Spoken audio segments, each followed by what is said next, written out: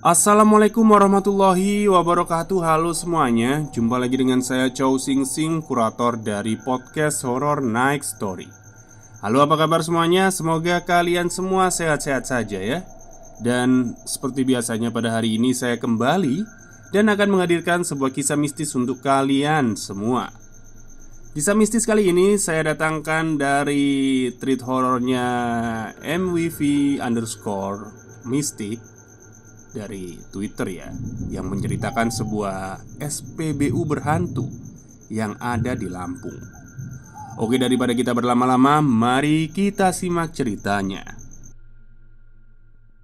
Peristiwa ini terjadi pada tanggal 13 Juli 2015 yang lalu. Saat itu, saya baru memulai kerja di sebuah SPBU dan sedang masa training, lebih tepatnya. Pekerjaan ini mengharuskan saya bekerja jam 5.30 untuk mengecek kualitas minyak. Sesudah mengecek kualitas minyak, pukul 6 sudah bisa untuk dibuka dan mulai pengoperasian penjualan. SPBU ini berlokasi di Kabupaten Lampung.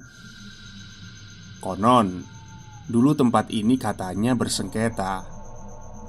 Tapi di sini saya tidak akan membahas tentang sengketanya. Namun apa yang saya dapati di awal-awal pekerjaan saya ini. SPBU ini bukan yang buka 24 jam. Kami beroperasi dari pukul 6 sampai 18 sore. Tapi kadang juga pukul setengah 6 kami sudah tutup. Karena jalur tempat SPBU ini sendiri tergolong jalur yang sepi. Singkat cerita, hari itu kami tutup pada pukul 18.10. Sedikit lebih lama dari biasanya karena banyak konsumen. Setelah para pegawai hitung-hitungan untuk total penjualan, pekerjaan harian saya dimulai. Pekerjaan saya adalah sebagai pengawas di sana untuk bagian pengecekan minyak. Sesudah semua operator selesai bekerja, saya mengecek minyak satu persatu untuk sampel besok pagi. Apakah ada perubahan atau tidak selama penyimpanan semalaman. Nah, pas saya ngecek bagian tangki A, saya merasa aman-aman saja. Sesudah itu saya pindah ke tangki B. Konon di tangki B ini dulu bekas kuburan yang sekarang sudah dipindahkan. Sesudah saya ambil sampel dari tangki B, saya bawa ke dalam. Kebetulan kantor kami kaca semua, tapi memakai kaca film yang dari luar gelap tapi dari dalam kelihatan. Pas jalan menuju kantor, saya berjalan agak cepat. Bukan karena takut, tapi karena lokasi kantor admin dan pengawas cukup jauh. Demi efektivitas waktu, akhirnya saya berjalan cepat saja. Namun saat itu, saya merasa ada yang sedang mengikuti langkah saya. Saat saya berhenti, langkah itu masih terdengar dengan amat sangat jelas di belakang saya. Saya menoleh ke belakang, tapi tidak ada siapa-siapa. Pas saya melihat lagi ke depan, ternyata jarak beberapa meter di depan saya ada anak-anak, kisaran umur 4 tahun. Dia duduk di atas kursi yang biasa saya gunakan untuk mengecek kualitas minyak dalam posisi menunduk. Saya tidak tahu kok bisa ada anak kecil di sini. Karena merasa ada yang gak beres, saya pun berlari ke arah kantor admin. Di kantor admin, saya menunggu salah satu operator untuk menyelesaikan tugasnya. Dan kemudian saya dimintai tolong, maksudnya saya mintai tolong ya, untuk menemani saya mengambil sampel lagi ke tangki B. Karena panik saat berlari tadi, minyak yang dari tangki B tumpah. Jadinya saya harus mengambil ulang. Setelah diambil, saya melakukan pengujian sambil operator saya menemani di dalam. Saat itu sekitar pukul 8 malam. Operator saya ini fokus main HP dan saya fokus ngecek minyak. Suasana sunyi karena pada sibuk masing-masing. Beberapa saat kemudian, dari arah ruangan kecil di bagian ruang pengawas, ada suara tangis yang terseduh-seduh. Suaranya amat jelas sampai-sampai saya dan operator saling tatap-tatapan. Saya mencoba untuk tenang dan mengecek arah sumber suara. Pas saya lihat, tidak ada apa-apa. Saya terus melanjutkan pekerjaan sambil menunggu jaga malam tiba untuk oper shift. Sesudah pengecekan selesai, saya membawa kursi ke depan ruangan admin. Suasana sepi terasa cukup mencekam, dan admin masih sibuk di dalam menghitung uang penghasilan hari ini. Saya mengawasi dari luar. Operator yang tadi menemani saya sudah pulang. Tinggal saya dan admin. Sembari menunggu, saya ke belakang untuk membuat teh. Pikiran takut atau semacamnya sudah hilang dari pikiran saya waktu itu. Berjalanlah saya ke dapur. Saya memanaskan air lewat dispenser. Sambil menunggu air panas, saya berdiri membelakangi pintu dapur. Pas sedang menuang air, tiba-tiba ada suara langkah kaki seseorang yang lari kenceng banget. Saya spontan menengok kanan kiri, dan tentu saja tidak ada apa-apa. Pikiran saya waktu itu mungkin angin ya. Walau itu hanya akal-akalan otak saya saja biar saya tenang. Padahal suara langkah kaki itu cukup keras. Sesudah selesai bikin teh, saya kembali lagi ke depan dan saya harus melewati gudang LPG 12 kilo. Di sini yang kata jaga malam paling sering muncul penampakan. Di situ saya berjalan pelan karena membawa teh panas. Alhamdulillah di sana saya hanya mendengar suara seperti pasir yang jatuh berdesir di antara LPG itu. Awalnya saya tenang. Namun semua berubah ketika pasir-pasir itu tiba-tiba saja dilemparkan ke arah saya dari berbagai arah. Ya otomatis kali ini saya lari. Teh yang saya bawa tumpah-tumpah. Namun saya nggak peduli. Saya deg-degan dan gak bisa berpikir jernih, dan langsung masuk ke ruang admin tanpa sempat mengubah ekspresi panik saya. "Kamu kenapa? Kok pucat gitu?" tanya admin. Enggak apa-apa. Gila ya. Baru beberapa jam di sini udah diganggu aja," kata saya masih mencoba mengatur nafas. Sudah biasa itu di sini," ujarnya menyepelekan ketakutan saya. Admin saya ini cewek, tapi dia bisa bersikap biasa saja. Kok bisa ya? Ya mungkin karena dia sudah lama di sini. Akhirnya bapak yang bertugas jaga malam datang dan saya ceritakan apa yang sudah saya alami tadi. Namun beliau malah terkekeh dan mengatakan bahwa hal itu sudah biasa baginya. Saya pun mengambil motor dan pulang ke tempat tinggal saya. Kebetulan tadi itu jatuhnya saya lembur dan besoknya saya masuk siang. Singkat cerita, keesokan harinya pukul 13.00 oper shift 1 ke shift 2.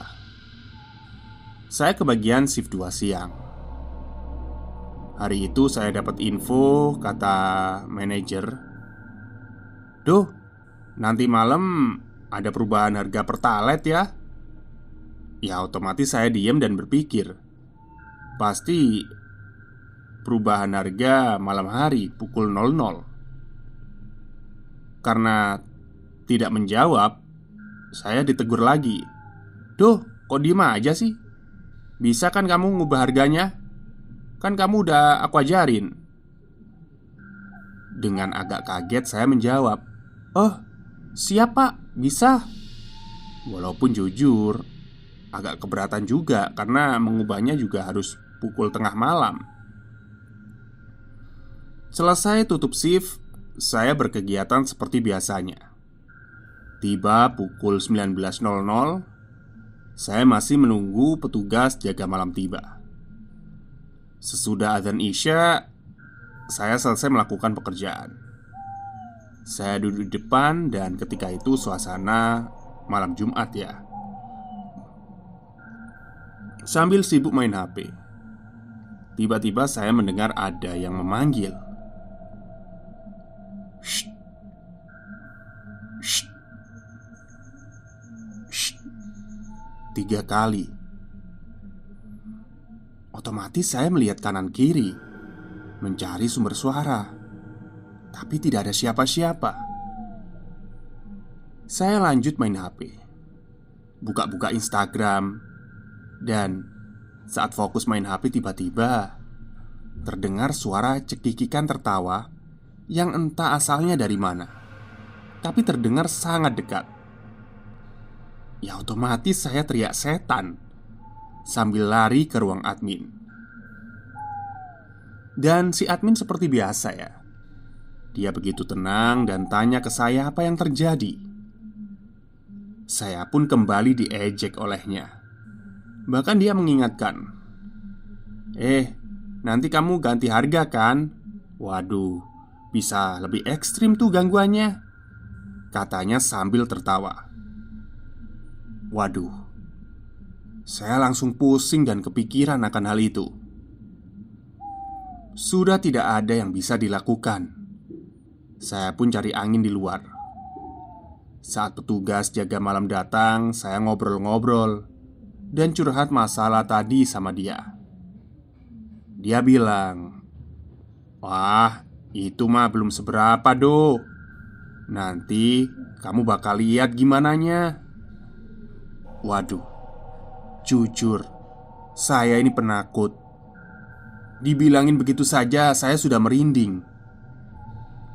Saya pun pulang dari SPBU pukul 20.45. Dan tentu saya harus ganti harga tengah malam nanti. Namun saya memilih menunggunya di rumah saja. Jarak rumah saya ke SPBU ya kisaran 10 km. Dan jalan antara rumah dan SPBU itu melewati villa dan kuburan. Pas saya sudah siap-siap mau pulang, admin tiba-tiba keluar ruangan. "Duh, pulangnya aku nebeng dong. Tungguin bentar ya." Saya mengiyakan lah. "Lumayan, biar ada temen," kata saya dalam hati.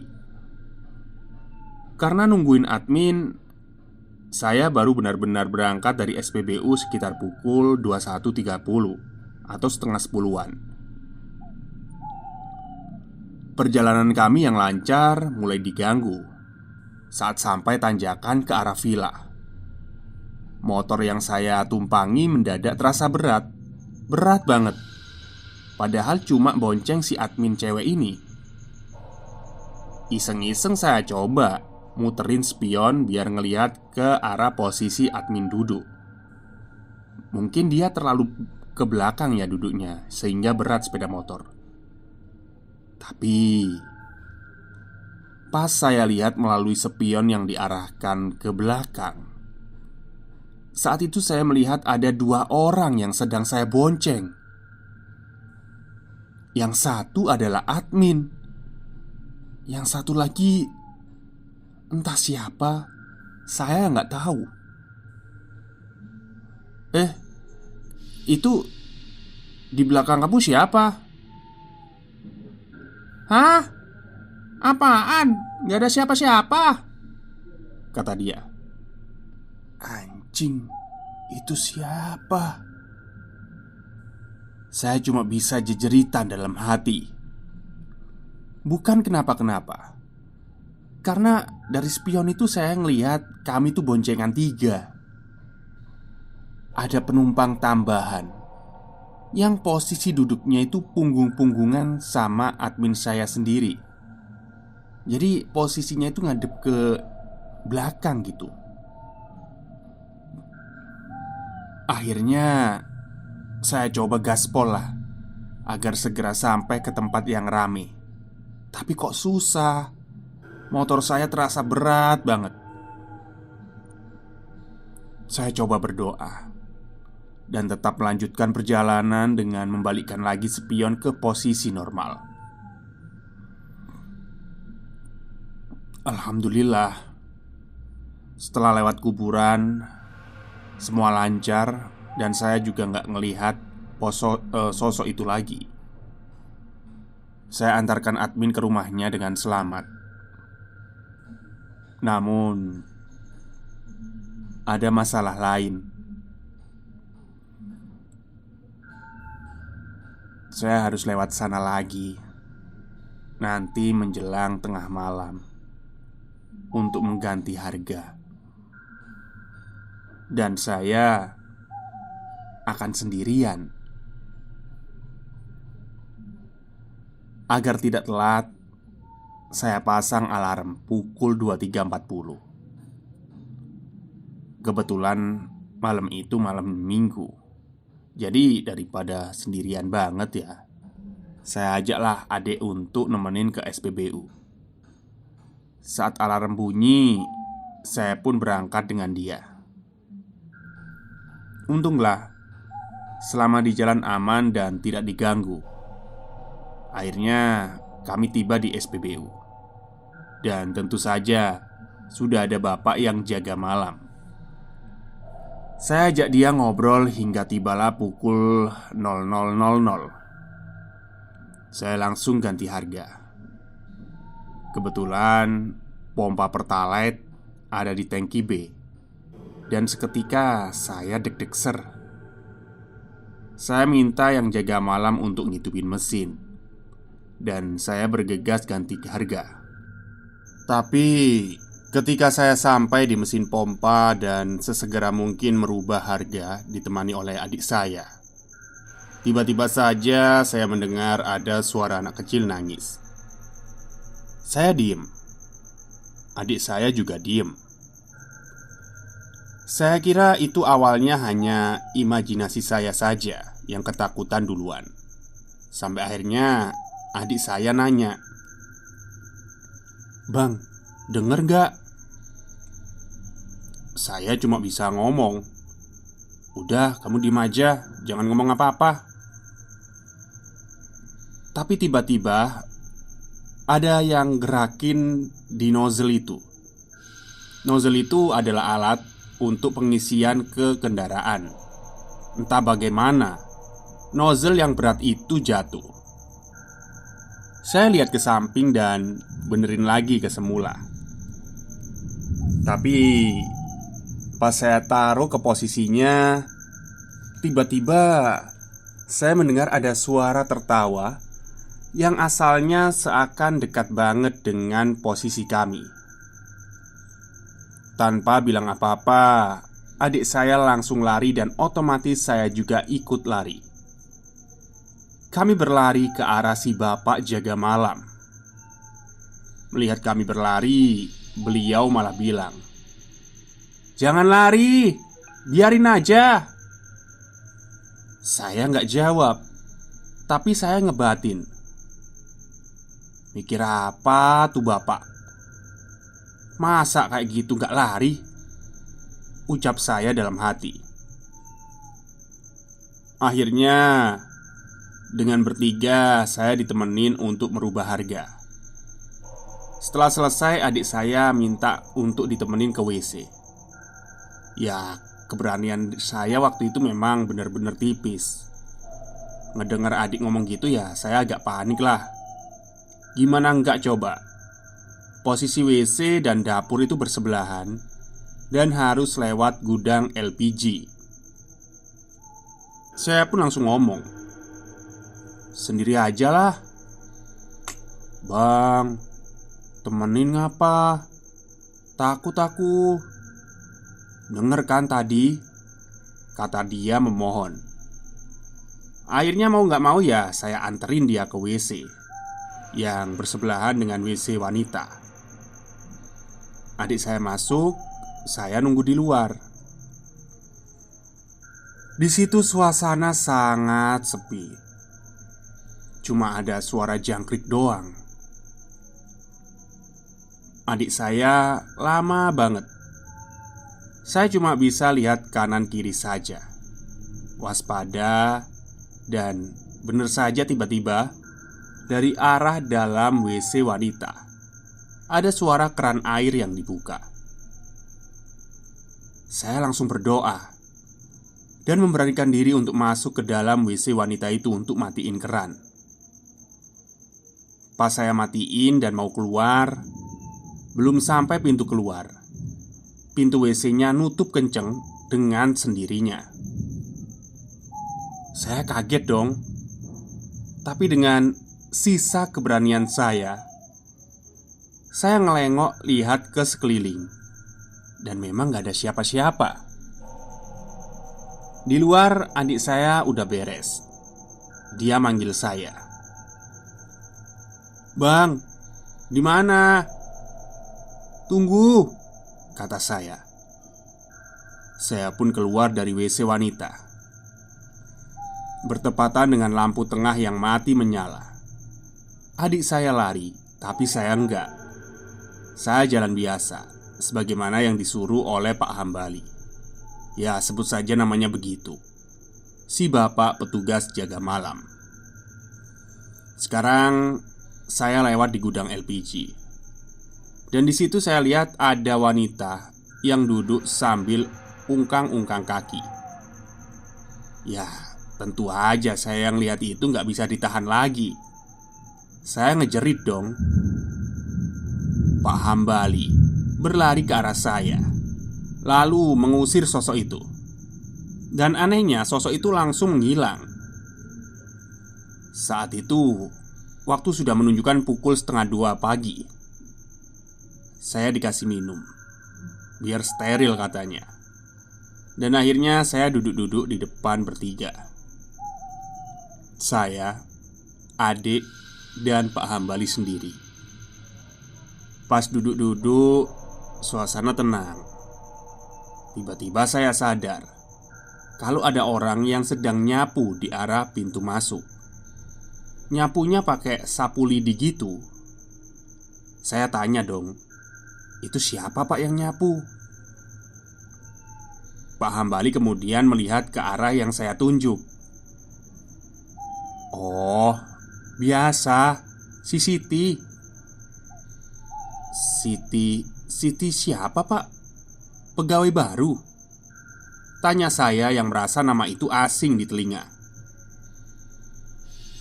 "Itu loh Siti, yang kuburannya di ujung dekat tangki B yang ada di sana," kata Pak Hambali masih dengan santainya.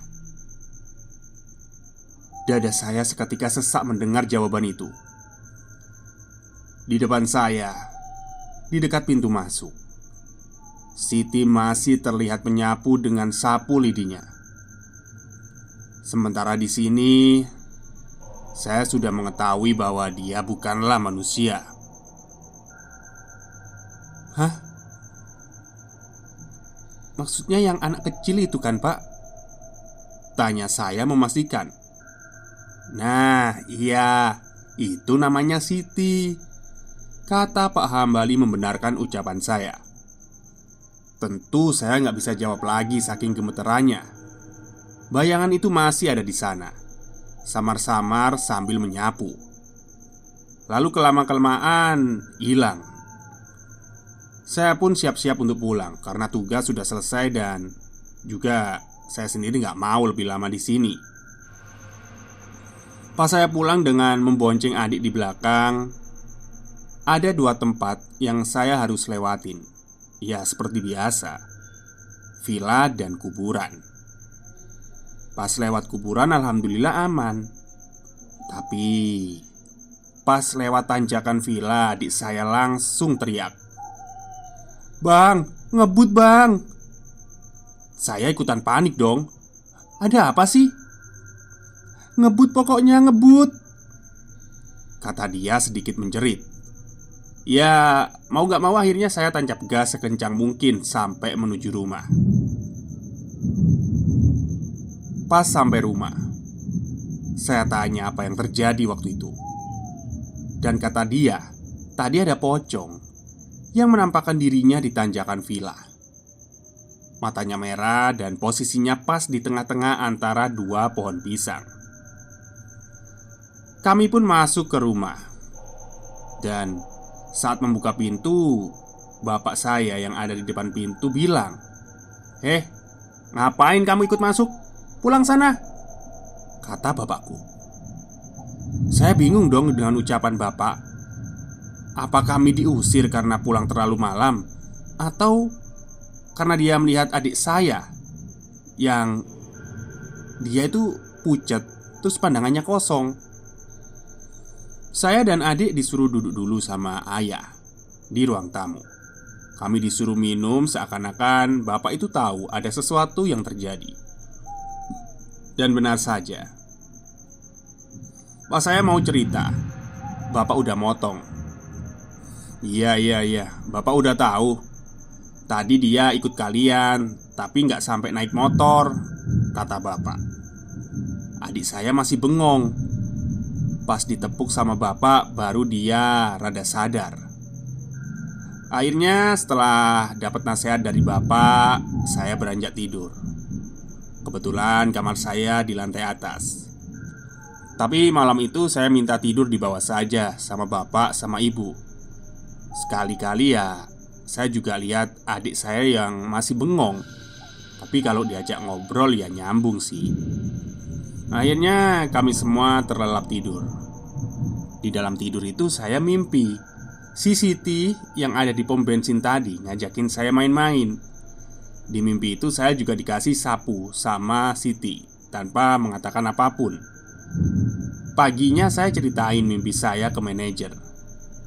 Sosok Siti sendiri nyatanya sudah dikenal karyawan lain, terutama yang sudah lama bekerja di sana. Menurut manajer saya dan dalam pikiran saya, itu kode kalau makam dia minta dibersihin. Akhirnya malam harinya seluruh karyawan diminta untuk kirim doa dan tutup lebih awal, dan lebih memperhatikan lagi kebersihan bekas lokasi makam si Siti ini. Semenjak itu, kejadian mistis jauh lebih berkurang di SPBU kami. Sekalipun ada ya gangguannya nggak seberapa ekstrim. Ya mungkin sekedar ketawa terus suara nangis aja sih. Dan kini saya sudah bekerja di sini sekian tahun dan mulai berbiasa. Selesai. Oh ya, ada ralat ya. Aku lupa Bandar Lampung beda dengan Lampung Kabupaten. Harusnya Lampung saja. Baik. Mungkin itulah akhir cerita dari MWV_Mystic ya, tentang SPBU yang ada di Lampung. Ngeri juga ya, SPBU bekas kuburan gitu. Ya sebenarnya banyak sekali ya bangunan-bangunan atau mungkin mall itu bekas kuburan itu ya pasti ada. Perumahan pun yang pernah saya ceritakan di sini ada yang bekasnya kuburan gitu ya. Tapi ya kita kembali lagi ya sebenarnya ya. Kalau kuburannya saya bilang masih muda atau kayak nggak terlalu lama, itu mungkin masih ya nggak bisa dibilang angker sih. Tapi biasanya kalau kuburan itu memang udah lama atau tua di situ ya bisa jadi penunggunya banyak di situ. Baik, mungkin itu saja cerita untuk hari ini. Semoga kalian semua suka. Wassalamualaikum warahmatullahi wabarakatuh.